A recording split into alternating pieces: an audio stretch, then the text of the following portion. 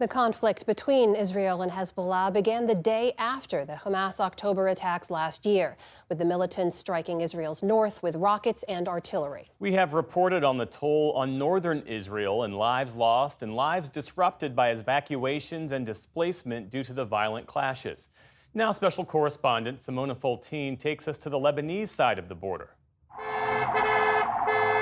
A race against time as fighting and flames engulf southern Lebanon.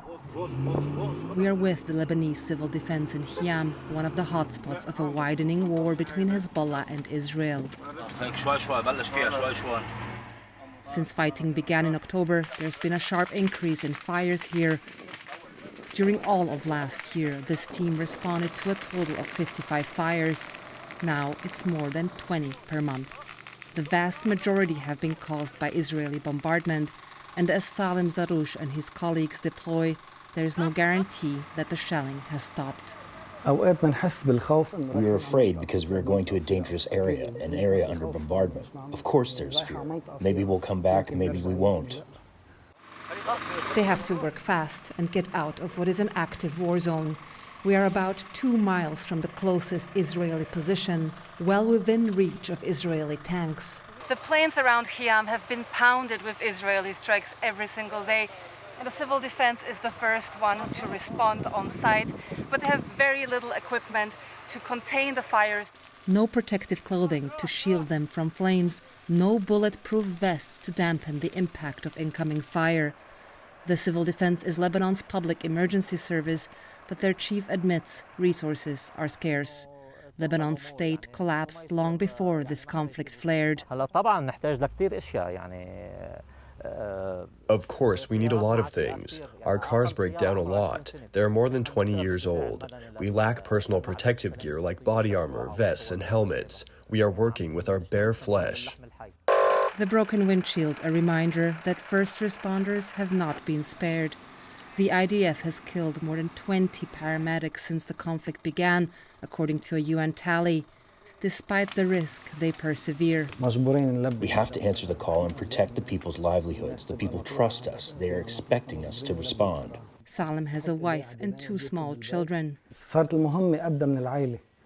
Our mission has become more important than our family. Our families have stayed, and they endure the pressure alongside us. They spot another fire further uphill. We drive towards it, passing residential buildings damaged in recent fighting. Most of Khiam's residents have fled, leaving their homes, their beloved olive groves and pomegranate trees at the mercy of the bombs. The few civilians left are Syrian refugees who have nowhere to go. Once again trapped by conflict, all they can do is help the understaffed civil defense. We have become few. The volunteers who used to help us have left with their families, so we are forced to deploy in small numbers. Soon after we leave, the shelling of Khiam resumes. Along with allied Palestinian and Lebanese armed groups, Hezbollah uses these areas as a launching pad for attacks on Israel.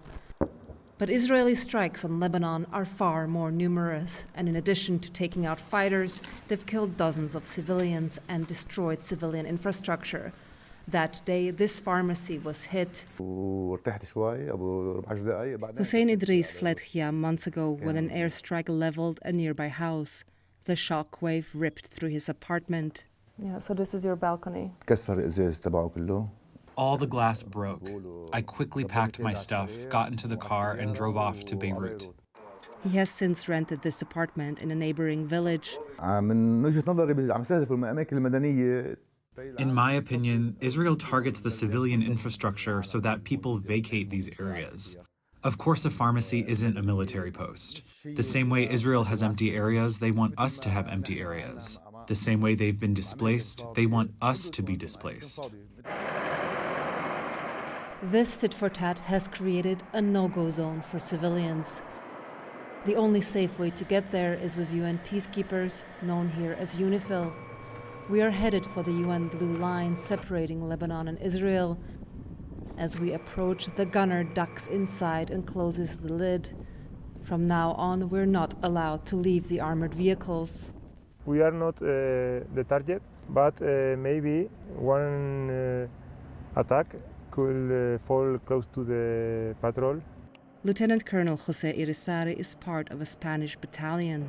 Do you think that your presence in these patrols have any impact in terms of calming the situation? It's the only way to avoid an open war in the south. If UNIFIL wasn't here, the level of attacks and the kind of attacks will be much worse.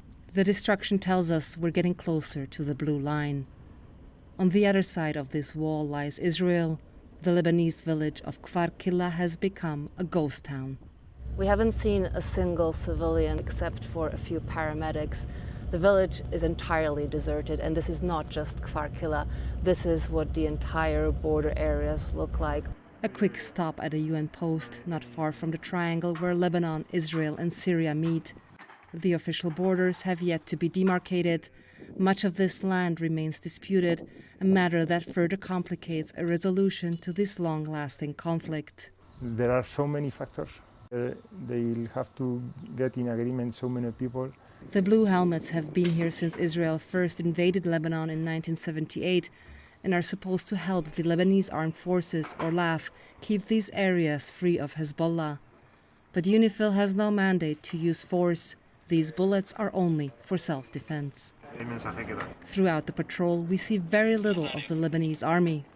The international community and also the Israeli government are pushing for the Lebanese army to take over security in this area, but we don't see them with you. 20% of our patrols are with LAF soldiers. Which is not much. But it's what nowadays it's not much. We are pushing to the patrols of Lebanese army to participate as more as possible with us. The ground truth is that Hezbollah, formed in the 1980s to fight the Israeli occupation of Lebanon, has become more powerful than the army. This latest conflict is bolstering its already strong position and once again turning Lebanon south into a battleground. For the PBS NewsHour, I'm Simona Foltin on Lebanon's border with Israel.